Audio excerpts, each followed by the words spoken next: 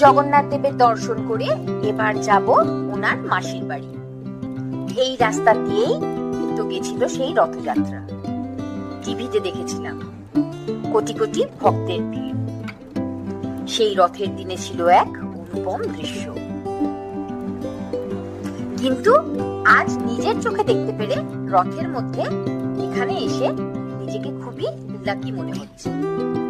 হঠাৎ প্ল্যান, কিন্তু সেই প্ল্যানের মাধ্যমেই জগন্নাথ দেবের দর্শন। বাবার কি অসীম কৃপা আমার উপর, আমি চিরকৃতজ্ঞ তার চরণে। আজকের এই অনুভব শুধু মুক্তির নয়, এটা আমার মনের এক আধ্যাত্মিক পথ চলার স্মৃতি হয়ে রইল। মাসির বাড়ির এই রাস্তা এখনো পুরোপুরি তৈরি হয়নি, রাস্তায় চলছে কনস্ট্রাকশনের কাজ। তবে এই আধো তৈরি রাস্তা দিয়েই চলেছিল বাবা জগন্নাথ দেবের রথ, লাখ লাখ ভক্তের মাঝ দিয়ে। সেই পথ ধরেই আজ আমরা চলেছি। নিজের চোখে দেখার সুযোগ হলো সেই দিব্য পথ, যেখানে চলার সুযোগ পেয়েছিল নিজের ঠাকুর বাবা জগন্নাথ। পুরো রাস্তাটাও ভরে দেওয়া হয়েছে আলোর রশ্মিতে। রং বেরঙের আলোর খেলা দেখতে দেখতে এগিয়ে চলেছি বাবার মন্দিরের দিকে।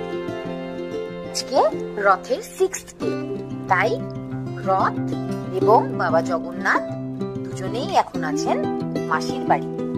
আমরা বাবার দর্শন করব ওনার মাসির বাড়িতে। এই সব জায়গাগুলোতে এখনো প্রচুর কনস্ট্রাকশন হওয়া বাকি আছে।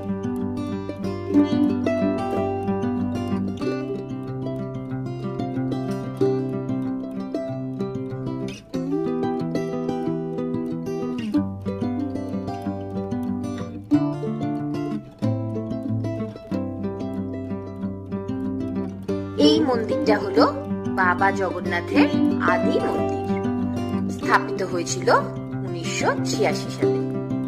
দীঘার মানুষ এত বছর ধরে এই মন্দিরেই পুজো দিয়ে এসেছেন।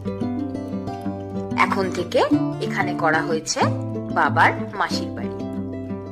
প্রচুর ভিড়, কঠিন কষ্ট করে দর্শন করতে পারলাম।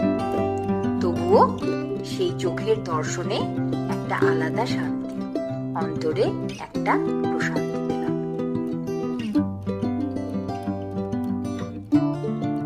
এই বড় প্রাঙ্গণে পরপর 3টে রথকে স্থাপন করা হয়েছে। সেখানেও চলছে পুজো, মন্ত্র আর ভক্তি। ইসকনের ভক্তদের দেখছি সেবাতে নিমগ্ন, হৃদয়ের ভক্তি দিয়ে বাবার চরণে দর্শন সেরে একটু এলাম জগন্নাথ ধাম ঘাট, সমুদ্রের ঠান্ডা হাওয়া খেতে। প্রচুর লোকের আনাগোনা, পুরো ঘাটটাই বাঁধানো আর সাজানো আছে আলো দিয়ে। লোকেরা নিচে নেমে সমুদ্রের কাছ পর্যন্ত যাচ্ছে। কেউ কেউ সেলফি তুলতে ব্যস্ত, কেউ বা গল্পে মেতে আছে। অসাধারণ এক পরিবেশ। ওই দূরে দেখা যাচ্ছে 5-6টা ট্রলার একসঙ্গে ভেসে এইদিকে আসছে। কাল সকাল হতে হতে হয়তো তারা এই ঘাটে পৌঁছে যাবে। দুজনে বসে কিছুক্ষণ উপভোগ করলাম এই পরিবেশটা। আবার সেই একই করিডোর ধরে ফেরার পথ, দীঘা থেকে মন্দারমণি। মনে পড়ে যাচ্ছে সেই প্রথমবারের কথা। 15 বছর আগে যখন প্রথম মন্দারমণিতে এসেছিলাম, তখন এই রাস্তায় ছিল লাল মাটির আল, আর দুদিকে গ্রামের লোকেরা ভেড়িতে মাছ চাষ করত।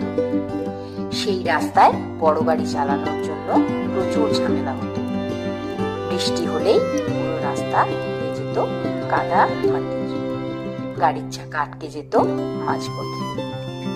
কিন্তু আজ আমি যাচ্ছি এই শহরের নতুন রূপ দেখে।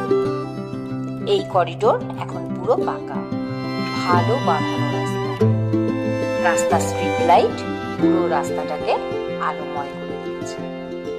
রাতের অন্ধকারে এখন আর ভয় লাগে না। প্রত্যেকটা আলো মনে করিয়ে দেয় কতটা বদলে গেছে দীঘা মন্দারমণি। আর তার সাথে সাথে বদলে গেছে আমারও ছুটির গল্প। 15 বছর ধরে তিল তিল করে গড়ে উঠতে দেখেছি এই শহরটাকে। এই শহরের প্রতি আমার একটা অন্যরকম আকর্ষণ আছে। দীঘা থেকে মন্দারমণির পথে পড়ে একটা নয়াকালী ব্রিজ। সেই নয়াকালী ব্রিজের তলায় আছে নয়াকালী মন্দির, ভীষণ জাগ্রত একটা স্থান। আমরাও আজকে এসেছি মায়ের দর্শনে।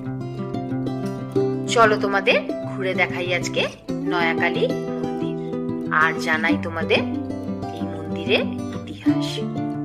স্থানীয়দের মুখ থেকে যেটা শুনেছিলাম সেটা একদম হৃদয় ছোঁয়া। যখন জেলেরা ট্রলার নিয়ে সমুদ্রের বুকে মাছ ধরতে বেরোয়, তারা নাকি প্রথমে এই নয়াকালী মায়ের মন্দিরে আসে। ওনার আশীর্বাদ নিয়ে তারপর তারা সমুদ্রে যায়। তারা মনে করে মা এই ভীষণ সমুদ্র থেকে তাদের রক্ষা করেন, সর্ববিপদ থেকে মুক্ত রাখেন। ছোট্ট অথচ বিপদধারা এই মন্দিরটা কতটা সুন্দর, শান্তির এক অন্য উপভাগ।